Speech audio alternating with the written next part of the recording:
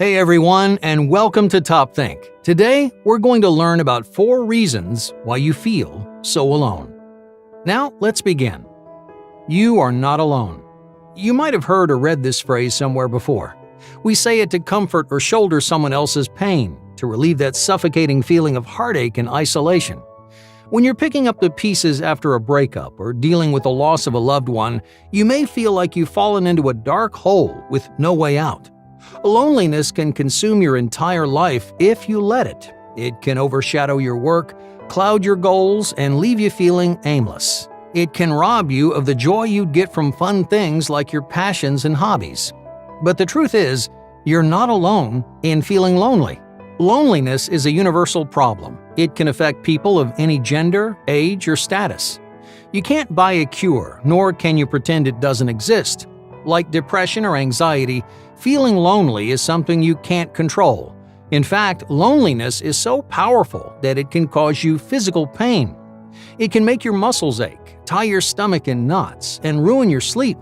It's even one of the leading contributors to chronic diseases like Alzheimer's and heart disease.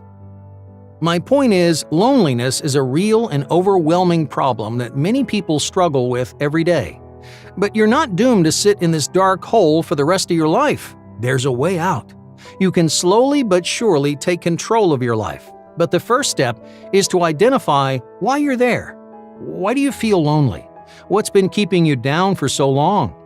To help you face and overcome this paralyzing feeling, here are 4 reasons why you might feel alone in the world. Number 1. Unstable friendships. Friendships are one of the most common triggers of loneliness. Yeah, I know it sounds strange to say that spending time with other people makes you lonely, but it's true. Most people try to define loneliness as the absence of friends. They think by having friends that they can never be lonely. Of course, that isn't the case. Isolation is when you don't have friends. Loneliness is when you aren't forming personal connections. You might know hundreds of people, but fail to really bond with any of them. You try to be social, yet no one understands you. You end up feeling empty and unhappy because none of your relationships go any deeper than a bit of small talk. So, what's the problem? Many people come at this issue the wrong way. When combating loneliness, quality matters way more than quantity. You might be feeling lonely because your friendships are weak and unstable. Either you haven't put the time into building them, or you've just chosen the wrong people. Everyone needs stable friendships. They make us feel heard, appreciated, and valuable. You should eventually find these characteristics within yourself, but you have to start somewhere. If you're feeling lonely, take an honest look at the quality of your friendships. Stable friends respect each other, provide support, and build each other up. They give each other space and understand that you're each your own individual person. Unstable friends ignore and criticize you. They don't value your time and effort as much as theirs. They might think the entire friendship revolves around them. If you find yourself in an unstable friendship, set yourself free. Some people hide behind toxic friends because they're worried they'll never meet anyone else. They already feel lonely, so wouldn't that make things worse? Not at all. Give yourself the chance to find friends that understand and appreciate you. There are a lot of cruel and self-absorbed people in the world, but there are just as many who are kind and considerate. In your friendships, you should get what you give. Whenever that's not happening, don't be afraid to see what else is out there. Number 2. You're an ambivert. Loneliness isn't always triggered by the people in your life. Sometimes that emptiness is a product of who you are. When we think about personality types, we tend to place people into one of 2 categories: introverts and extroverts. Despite how diverse our personalities can be, we make the mistake of treating it like a yes or no question. Are you an introvert? No, then you must be an extrovert, right? The truth is, introversion and extroversion function more like a spectrum. If introversion sits at the far left, extroversion sits at the far right. 99% of people actually fall somewhere in between. In other words, almost no one is 100% introvert or 100% extrovert. Even the most outgoing social butterflies enjoy some time to themselves, while lone wolves occasionally like having company. Since everyone's got a little of both, most people are actually hybrids called ambiverts. We usually use this term to describe someone who's a 50-50 split between introverted and extroverted. But in reality, almost all humans are ambiverts because our personalities cannot be defined by one set of characteristics. Your mood, mental health, and environment can all drastically affect how you behave and see yourself. And to make things more complicated, you won't have the same personality in, say, 5, 10, or 20 years from now.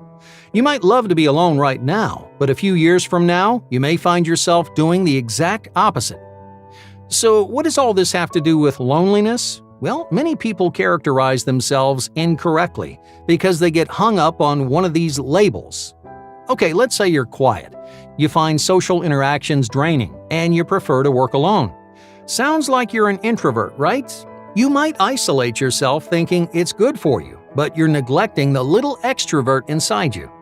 That small part of you wishes you could socialize and make connections. It gets energized and inspired by interacting with other people. Even if you're 95% introvert, you can still feel lonely when you're constantly isolated. And it works the other way around too.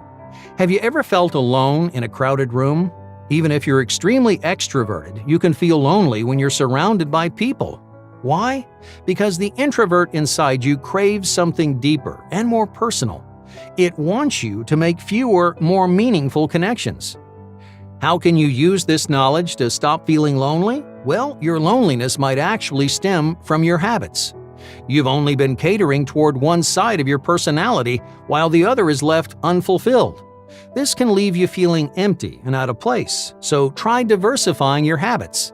Spend time doing things you wouldn't normally do. Try things that scare you. If you're an introvert, surround yourself with new people. If you're an extrovert, take more time to get to know yourself and the people closest to you.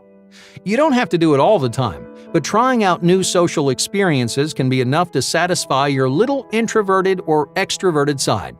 Remember that no person can be defined by a select few words. While labels like introvert, extrovert, and ambivert give you a general idea of what you enjoy, you should never stop searching for new ways to make yourself happy.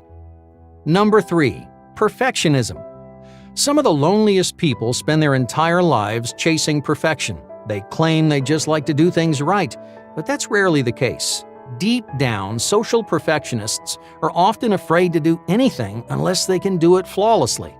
They never meet new people because they're scared of rejection. They don't chase new opportunities because they're worried about failure. In other words, if they never mess up, nothing can hurt them. Unfortunately, things are never going to be perfect. For example, a perfectionist might avoid being vulnerable until the perfect person comes around. But they never learn what types of people they can be vulnerable with. In life, you'll have all kinds of friends. Some will be unstable and disappointing, while others will be fun and supportive. You have to wade through the bad to get to the good, but perfectionists never do. They don't fail enough times to find success. Some people try to mask their loneliness with jobs, hobbies, and pets. But that feeling of emptiness may never go away. Years later, you'll end up looking back and regretting the chances that you didn't take. Regret is actually a feeling that goes hand in hand with loneliness.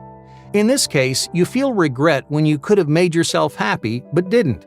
You could have potentially changed your life for the better, but got scared. Perfectionists think they're going to regret that time they failed or made a dumb mistake. But those errors eventually turn into funny stories and learning experiences. On the other hand, regretting a missed connection or opportunity may keep you feeling lonely for years to come. Number 4. High expectations. When you're trying to be friends with someone new, what do you expect from them? Do you expect them to make you laugh? Do you expect them to blow your mind with all the amazing things they've done? Or do you just want them to be fun and kind? You might be lonely because you believe everyone has unreasonably high expectations. More often than not, they're entirely in your head. Just like you don't expect extraordinary things from them, they don't expect those things from you. This kind of mental obstacle keeps you from making connections and filling that void in your life.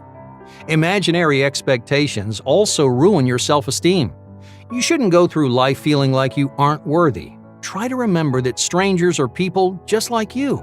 You don't have to prove yourself to make them like you. You don't have to show off your talents, knowledge, or status. Just be open, happy, and respectful. In the end, those are the people that make the best friends. Hey, thanks for watching Top Think, and be sure to subscribe because more incredible content is on the way.